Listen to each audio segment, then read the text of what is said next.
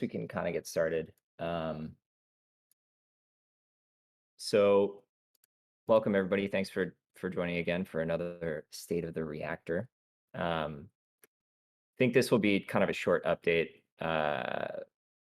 We're kind of making pretty great headway on the roadmap that we talked about in the last community call, and so yeah, that's kind of what we've been focused on. The accTOKE contract is currently under audit. The auditor said that everything seems to be on track and there are no current blockers. So we're still on track for the accTOKE launch. So that's all good news. And that's kind of the only little intro housekeeping that I have. But that's all positive stuff. So I think I can kick it over to Carson if you want to talk quickly. Yeah, absolutely. And let me know if I cut out at any point here. So yeah, so as End was saying, making good progress along the roadmap that we had announced a couple weeks back. So probably a number of you saw that there was an update on the site last week for the update to pair reactors. We anticipate next week you'll see sort of that fully fleshed out with some more UI changes that will sort of bring that update fully to the new state. That's sort of on the short-term time horizon, so expect to see some changes next week on the site. On the near or kind of moving to the midterm, everything looks on track for now for the accTOKE launch, as well as the update to the to emissions to make things more sustainable. Both look on track for November, and so kind of delivering on the first few things on the roadmap all looks good, which I think will set us up well to deliver the stuff that's a little bit further out as well. We'll be hitting a little bit on some of those emissions update a little bit later on in the call. So I think with that, probably the first thing can do is kick it over to Bruno and Sharp to talk a little bit on some of the recent moves that we've been doing and sort of what the expected impact is from that. Yeah, so the recent moves that the community has probably seen on Discord are related already to the preparation of ACC. So we are consolidating everything in terms of POA deployments on the Treasury address. And these deployments are now ready to be converted to ETH and ETH staking derivatives in order to fuel the rewards that are supposed to be distributed to ACC stakers.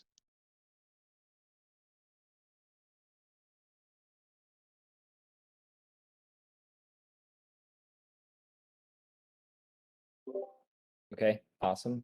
And the next topic on the list was again for Bruno and Sharp to discuss the recent emissions reductions. Yeah, I can start on this one, and then Sharp can add if he wants to. So probably people have noticed that we lowered the rewards a little bit on the sushi side of the Toke ETH pools. The reason for that being is there's has been like a pretty obvious difference in the PA of like Toke and the Curve native rewards. So we have to take that into account. We expect the Curve APR to go up a little bit. But since the PA was like so wildly different, we had to adapt a little bit on the sushi side in order to bring them back in line so that like the incentivization is like the way we want it to be. Yeah, basically each time that we see a divergence between Toke and CRV, you should expect a readjustment of the Toke rewards attributed to the Sushi LP, just to maintain everything balanced and avoid overpaying to the Sushi LPs in comparison to the Curve LPs. And also on this subject, part of the Treasury consolidation was also concerning the Curve strategy. So we consolidated part of this voting power on CVX, and starting on the next round, we will have more voting power to drive more yield to the Curve LP while still balancing out the Sushi LP. But for now, all stable on both.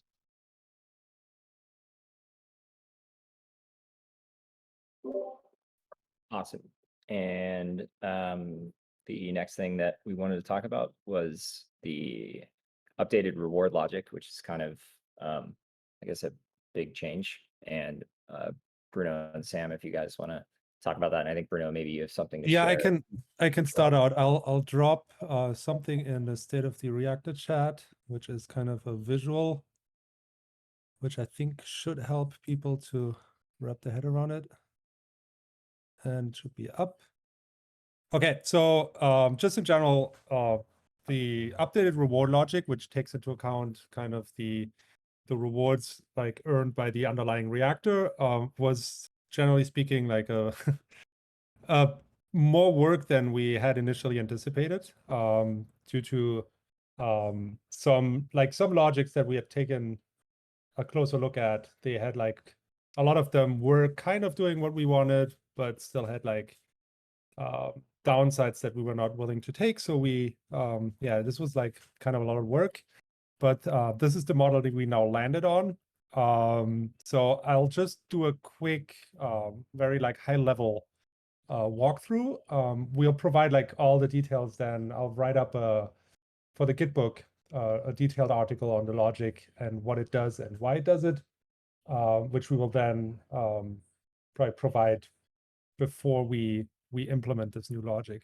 So just as a reminder, like on the top, the image is like the current reward logic, right? So it basically takes into account, if you look at a singular reactor, it takes into account the percentage of the TVL, of the overall TVL it represents, and the percentage of votes compared to the overall amount of votes in the system, right? For both the LP and the LDs, they're both based on these two metrics and then weighted differently, like depending if you look at the LP side or on the LD side, right? So for the LP side, the TVL is weighted a little heavier, and then on the LD side, it's the votes and vice versa.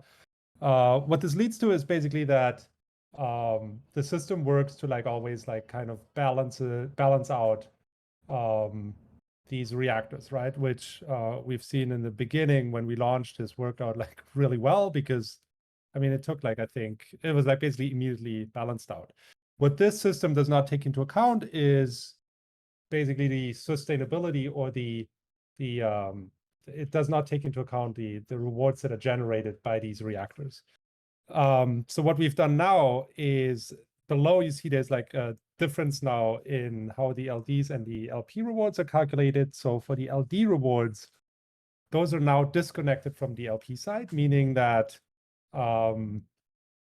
it does not matter to the LD side anymore, the TVL that is like provided by the LPs to that specific reactor, but rather the factor that is now weighted in is the optimal vote allocation. So meaning that based on the rewards that are earned by these reactors, the system determines like what would be the most beneficial vote allocation across all these reactors for the system, and then puts them into a relationship with the actual voting power allocated by the LDs. What this does is that it basically balances like the way we previously balanced out the LPs versus the LDs.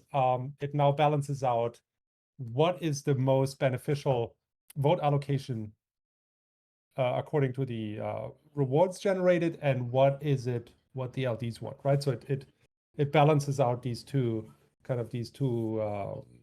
things. Then on the LP side, it's a slightly different. So there it's, as one could expect, the LP TVL compared to the other TVLs, right? So to the total TVL.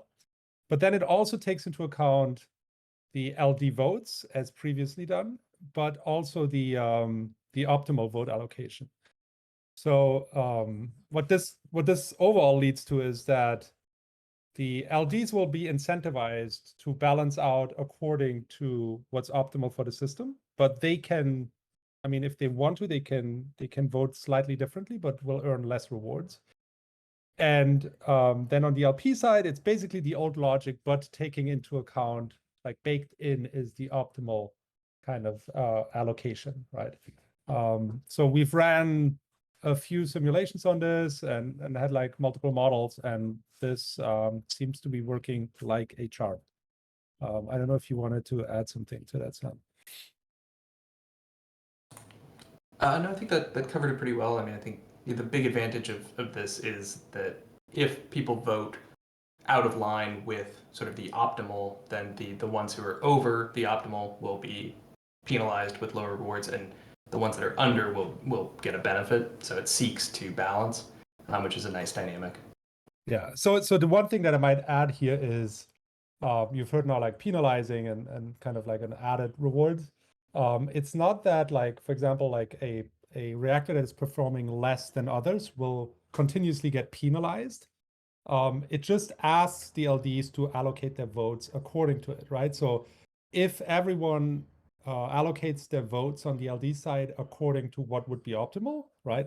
Everyone will then again get the balanced rewards, meaning they will get the maximum amount of rewards available, right? So that's kind of, there's a strong parallel to the old system, but what is basically put into balance here is something else. Yeah, that's pretty much the rundown. Yeah, And great. Yep, and go last ahead. thing I'd say on that is it's a pretty elegant solution that will improve efficiency and outcomes for the protocol, but still holds intact a lot of the cool functional form of this sort of balancing the reactor. But a lot of hard work by a number of people on the team to get to this new state, and went through a lot of different iterations to find this, I think, elegant and powerful solution. So. Sweet. Yeah. And if you didn't digest all of that, because it's a Friday, once we get that in the GitBook, you'll be able to take your time with processing all of that. But I think it's pretty straightforward. So thank you, Bruno, for that. The last Just one note, I just saw there's a small little typo. I forgot a to the power sign in the graphic that I put. I'll add this and repost it in there. Sweet. Great. Yeah. And I think those were put together pretty quickly. So we'll probably redo the graphics for that when we add the full GitBook logic and explanation. Okay. The last little team update that we wanted to just mention was that the UI updates are going pretty well, making good progress on that. Carson said earlier, within the next week or so, we should have the final pair reactor changes. And then the accTOKE UI is coming along too. So that just means that that little piece of the puzzle will be is also on track for the accTOKE launch. Great. And that's kind of the main little key team updates we wanted to cover. We had one question this week on the pilot's dashboard, which we'll go over, which I will regurgitate now from Justin. As the team looks to increase comms over the coming months, there should be a heightened focus on reporting monthly revenue beyond the weekly curve convex rewards posted in the dev channel. The current disclosure from the team is significantly understating the revenue generating power of TOKE, which means TOKE screen poorly when new investors utilize tools like Token Terminal. Is this something that will be corrected with the launch of accTOKE next month? I think, Bruno, you wanted to take that one. Or Manuel. Yeah, I can also speak a little bit about Yeah, this one it's because just unmuting myself. Yeah. I just texted Token Terminal today, so we are waiting for a response from them. But essentially, we have 3 sources of rewards for Tokemak. So those are the fees associated with each single one of the reactors, which are not reported. Then we have all the rewards associated with the manager address, with regard again to CRV rewards, LCX rewards, everything that we collect and move for the treasury address. And then we also have the rewards that are collected in the treasury address. And we want to include at least the treasury address to the reporting done by Token Terminal. But ultimately, the fees that are reported by each single one of the reactors will take a little bit longer, because we are still not collecting them on a weekly basis. But if Token Terminal accepts the changes that we proposed, it should be increased. And then when we improve that second part of collecting it on a cycle per cycle basis, it should also be reflected on the Token Terminal revenue. Also on Token Terminal, some people might have seen that our revenue numbers for the past cycle went to 5.6 million or something like that. And again, this is due to the fact that token terminal calculates the revenue exclusively as the rewards that are moved from the manager address to the treasury address. And given that we were doing all of these treasury movements to just prepare the ACC token launch, token terminal severely had some severe changes to the reported revenue.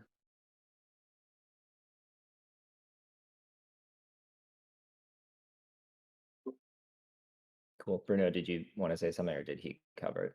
Basically? No, that was it all. Yeah.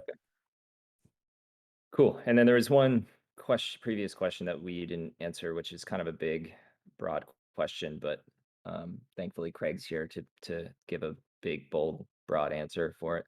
Tokemak already plays a role in providing and arranging liquidity for the markets, mainly the crypto markets, which are still very small compared to the traditional world. Tokemak presents itself as the liquidity provider arranger for the future Web3 markets. Question: what is the expectation of how big this market demand will be in the future, and where is this demand coming from other than a bull market of new crypto blockchain projects? And is this a vision of what might come, or is there some evidence research on this future liquidity demand? Big question. Big question. I like these. It lets us take a step back from all the hard work we're doing on details throughout the course of the week. Yeah, I think kind of to reiterate part of what is in the question, crypto markets are still in their infancy. The last stat that I think I saw on traditional markets is that this will always depend on perspective, but at least this measure was over 100 trillion in value that is being transacted in TradFi. And with that as our benchmark, we clearly have a long way to go. My personal opinion is that the digital asset markets will ultimately outgrow and outpace traditional markets, which is part of the reason why we're all here. And certainly we see Tokemak as one of the key pieces of infrastructure that enables that growth. As to where that growth comes from, really it is a question of where's the next bull. I wish I had that crystal ball. It's going to be fun to find out. You know, in many ways, Tokemak is in a unique position in that we are a little agnostic to the underlying assets, which require liquidity, which is kind of our demand source. And what's important for us is that we are positioned to enable and scale with those new assets as they require liquidity. So we'll continue to work to do that and position ourselves for when this market turns around.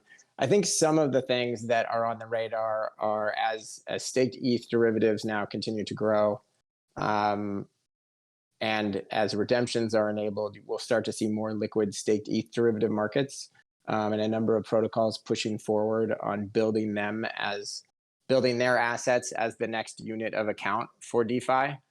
So that will be fun to watch. I think there's certainly some potential there, and we're in close contact with a lot of those groups. And I'm sure what actually happens may or may not be different from that, but we'll be ready to scale and support them also.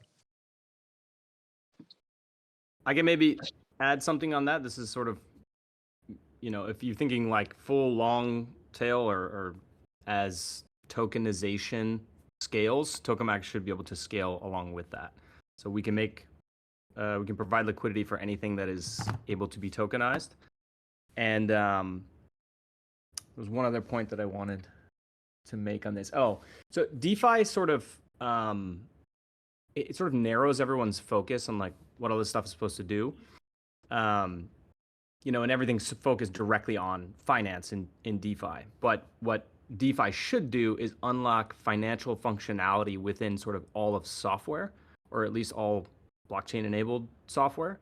So you can think about it like, you know, the coder's getting an additional tool in the toolkit. So once DeFi really works, and once something like Tokemak actually exists, you can just paint in financial applications to any piece of software, and without having to require scale and like, you know, Stripe and those types of things have sort of done this, but the way that they do that is very bootleg, and like that's a whole other conversation. But it would allow for the financialization of sort of any piece of software. But the liquidity must come first. All of these tools need to be, you know, truly reliable before that happens. But that's like the big vision. Maybe Carson, you can say it better than I did.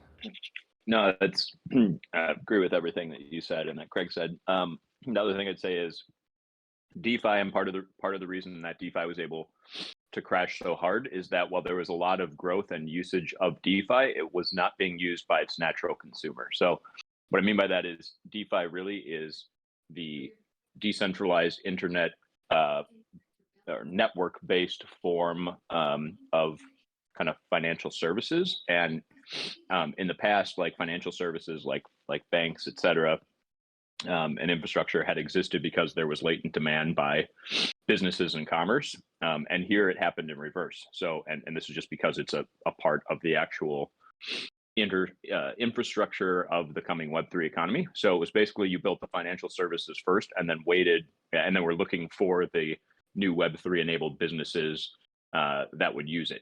Instead, it sort of had to be, and this is why it was predominantly a retail phenomena, right? In the early days, was that DeFi was looking for its Web3 native businesses. And those are coming, I think, there's been a lot of eyes on gaming, but I think gaming is just scratching the surface. There's going to be a ton of consumer facing things. And ultimately the consumers and the end users want great experiences, entertainment, gaming, whatever applications that are built in Web3. And those will use DeFi, including Tokemak on the back end. And it needs to sort of just be abstracted away from them. So that's why I see like massive tailwinds coming in the future for DeFi, including Tokemak, is once you get those sort of natural users of the financial services that DeFi and Tokemak offer.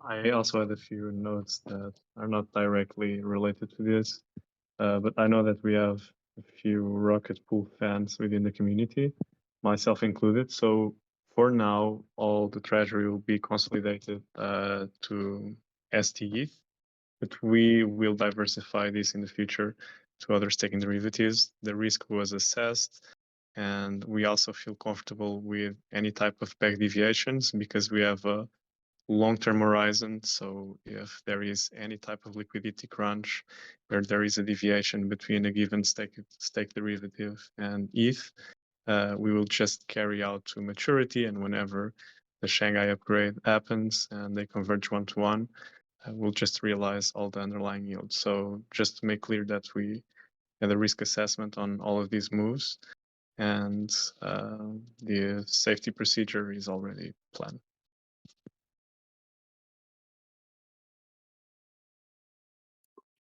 Amazing. Okay, cool. I think we can end it there. We'll keep everybody updated on the accTOKE launch. Everything seems to be on track for those early pieces of the roadmap. And thanks for joining us today, everyone. We appreciate it as always. And we'll keep everybody updated. Thanks, everyone. Thank you guys. Have an awesome weekend. Have a good one. Thanks all.